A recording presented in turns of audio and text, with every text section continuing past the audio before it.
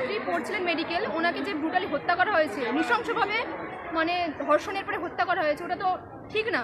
যে আমাদেরও একই, আমরাও এই টাইমে মানে চলছি, উনি পেরিয়ে গেছেন, তো ওনার যে সিকিউরিটি ছিল না, আমাদের কি করে পাবো আমরা?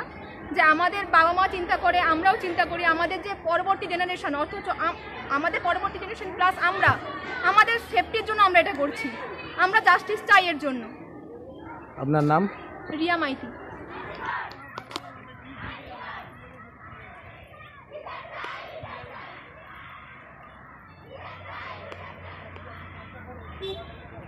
কয়েকদিন আগে আমরা সবাই জানি যে একটা মেয়ের ওপরে কি কি পাশবিক অত্যাচারী করা হয়েছে, মেয়েটা মারা যাওয়ার পরেও মেয়েটাকে নৃশংসভাবে হত্যা করা হয়েছে। তো সেই মেয়েটা ডাক্তার, হ্যাঁ অবশ্যই ডাক্তার, কিন্তু সে একজন মেয়ে, সেও একটা সময় আমাদের মতো ছাত্রী ছিল। তাহলে আমরা কিভাবে শিওর হব যে আমরাও এরকম ভাবে ভবিষ্যতে সুরক্ষিত থাকবো?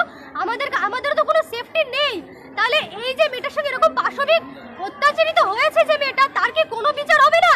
তার সত্যিই বিচার হওয়া দরকার। আপনার নাম? স্বপ্না সর্দার।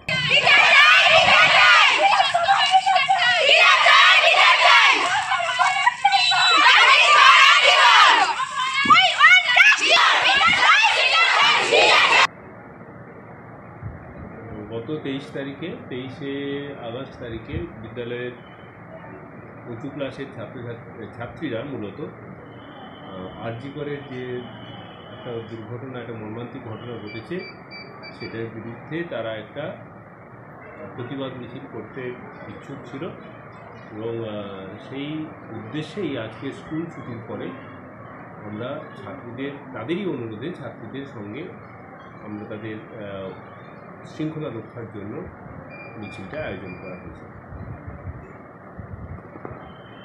আপনারা কি চাইছেন? এটা রাজ্যবাসী যা চায়, এরকম ঘটনা যেন আর না ঘটে। ভারতবর্ষ এত বছর স্বাধীন হয়ে যাওয়ার পরেও এখনও পর্যন্ত এই ধরনের ঘটনা ঘটে চলেছে। এটা তো নিশ্চয়ই খুব স্বাস্থ্যকর এবং সুস্থ একটা ব্যাপার নয়। সুতরাং এই ধরনের ঘটনাগুলো যাতে না ঘটে, একটা সামাজিক সচেতনতা তৈরি করাও দরকার। স্যার আপনার নাম এবং কমলকান্তি পণ্ড, রেজিগনেশন? হেডমাস্টার প্রধান শিক্ষক নারায়ণ বিদ্যালয়। দেখুন, আমরা শিক্ষক, একজন ছাত্রী, সেও ডাক্তারি পড়ারত অবস্থায় ছাত্রী, তার মর্মান্তিক দুর্ঘটনা তার জীবনে নেমে এসেছে। আমরা আমাদের যে ভবিষ্যতের যারা ছাত্রী, তাদেরকে সচেতন করার উদ্দেশ্য এবং আপামর জনসাধারণকে সচেতন করা যে এটা একটা সামাজিক ব্যাধি। শুধু যে এই একটাই ঘটনা হয়েছে, থেমে গেছে, এটা নয়। সারা ভারতবর্ষ, পশ্চিমবঙ্গ সহ সারা ভারতবর্ষ জুড়ে এই রকম সামাজিক ব্যাধি চলছে। তাই আমরা প্রতিবাদ, এটা এই সামাজিক ব্যাধি থেকে আমরা কবে এই সুস্থ মানুষ হিসাবে আমরা বেরিয়ে আসতে পারবো?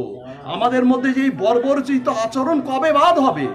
এটা সকল মানুষের কাছে আমাদের আবেদন। আপনার নাম এবং?